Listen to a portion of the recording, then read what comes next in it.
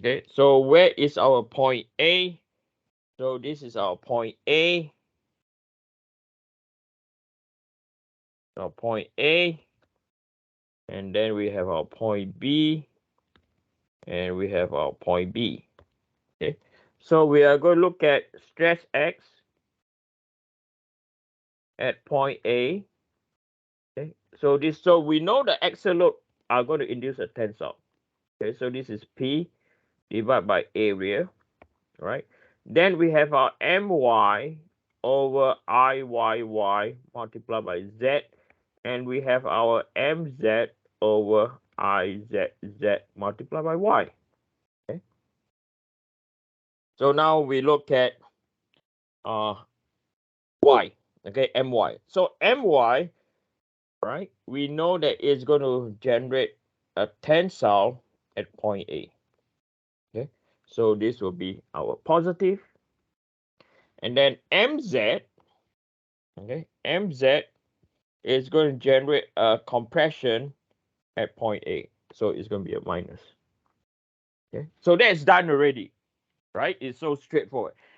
The next thing that students tends to make a lot of mistake is what is your Z direction and what is your Y. You have to be careful.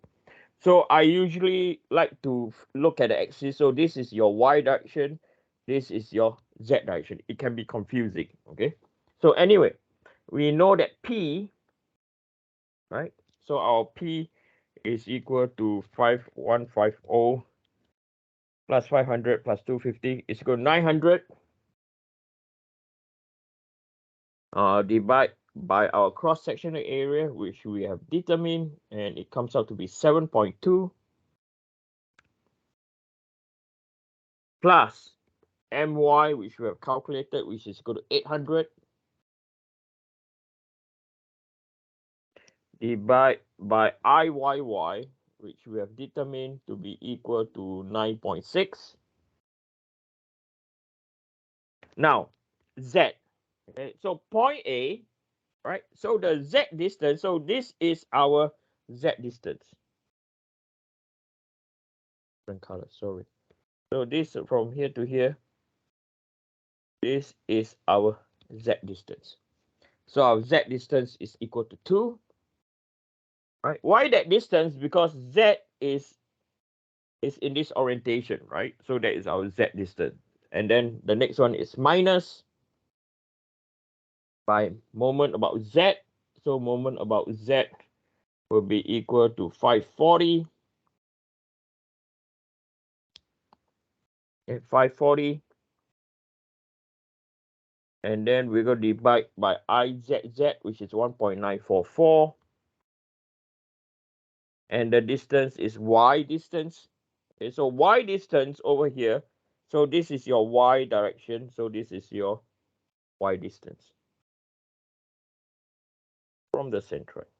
Okay, so it's equal to 0.9. So as I said, students tend to make the mistake in terms of those distance. So 900 by 7.2 is equal to 125 plus by 800 times 2 divided by 9.6 is equal to 500 over 3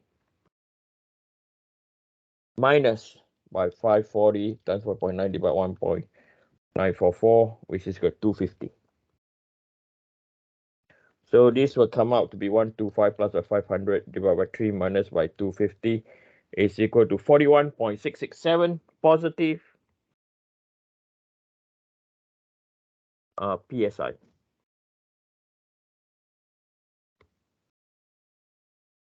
Okay, so that is your stress X at point A. Okay, next we're going to find stress X at point B.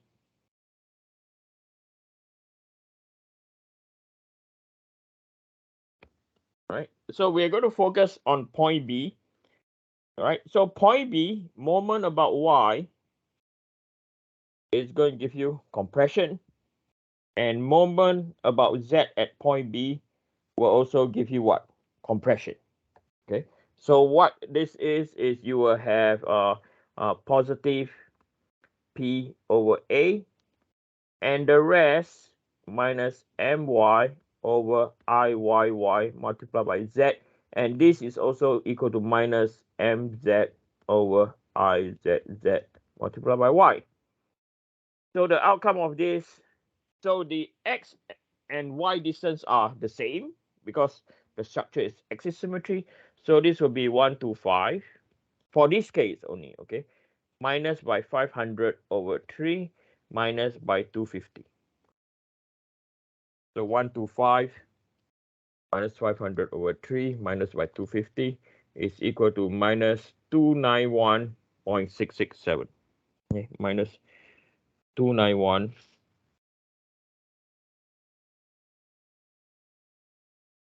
psi. Okay, I'm going to do another point, okay, just to make sure that you understand. I'm going to do another point, which is point D. Okay, which is point D. So stress X at point D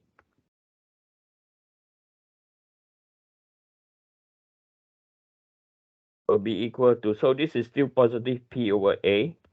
Then you just write down your my over Iyy multiplied by Z, mz over Izz multiplied by Y. So at point D, right, you can see that my is going to induce a compression. So this is minus. Okay. And mz is going to induce a tensile. So this is positive. Okay. So this will be equal to 125 minus by 500 over 3 and then plus by 250. Okay. So 125 minus 500 over 3 minus by plus by 250 is equal to 208.333 positive.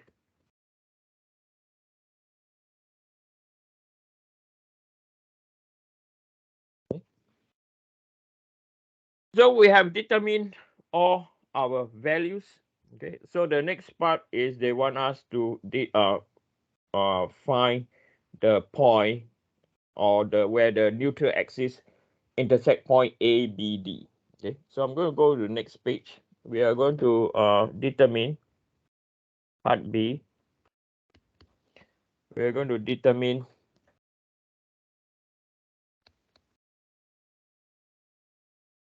the position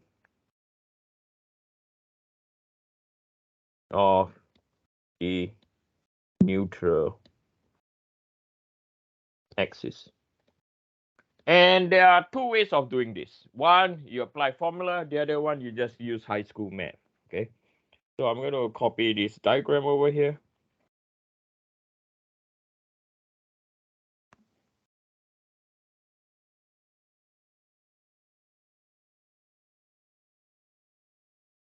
Okay. So we have our stress A, point B, and point D.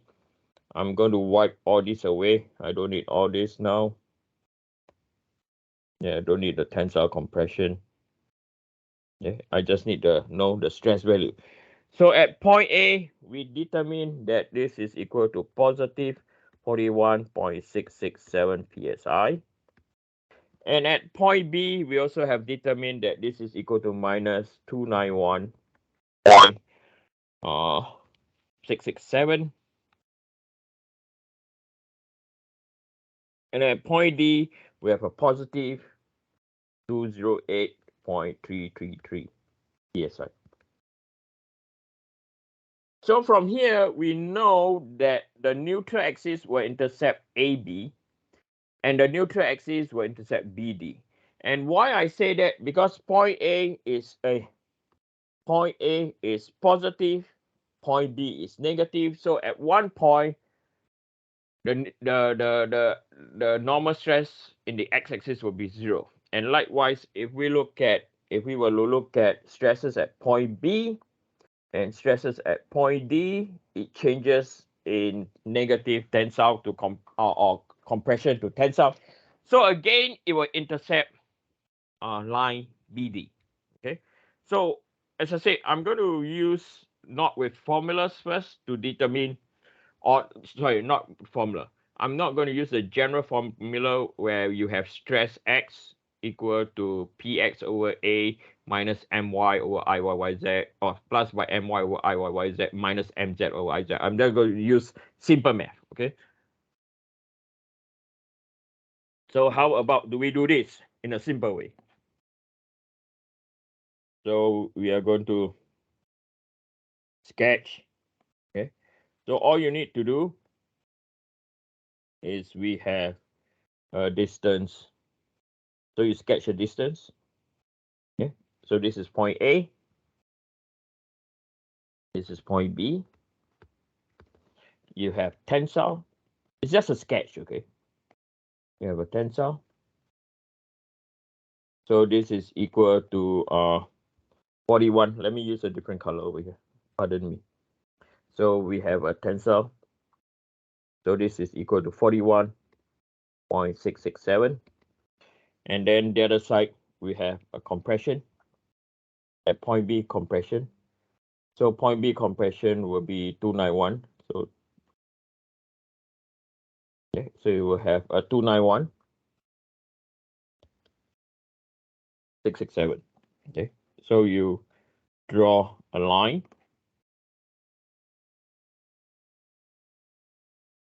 So we know that the distance from here to here, this is our Z distance, right? And we know that the entire distance from here to here, right? We are aware the entire distance from here to there is equal to 4. Okay, so it is points on the same gradient, isn't it? Right? So you want to find Z. So all you need to do is you just need to determine the change of. So if we follow our axis, right? This is Y and this is Z, right? So this is our delta Y over our delta Z. Okay. So delta Y is 41.667, right? Plus by 291.667, right? Then we divide by 4, right? And this will be equal to 41.667 divided by X, right? Because these 3 points over here shares the same gradient. Okay, so that's all you need to do. So X will be equal to 41.667 times 4 divided by 41.667 plus 291.667 close bracket will be equal to 0.5 inch from point A. Okay, from point A. And then next we are going to, so this is straightforward, okay? This is easy way of doing. I will do the other point. So next we look at BD.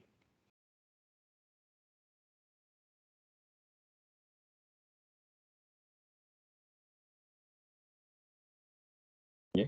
So this is our point B. This is our point D. And point B is in compression 291.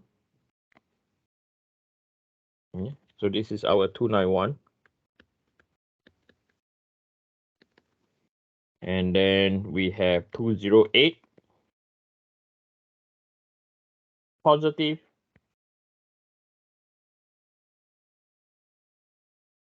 So 208 will be shorter. So again, we have an intersecting point. Oh, sorry, wrong function. Okay. So this is 208.333. Okay. So if we were to have our transformation again, this is Y, this is Z. So the distance from here to here is my Y.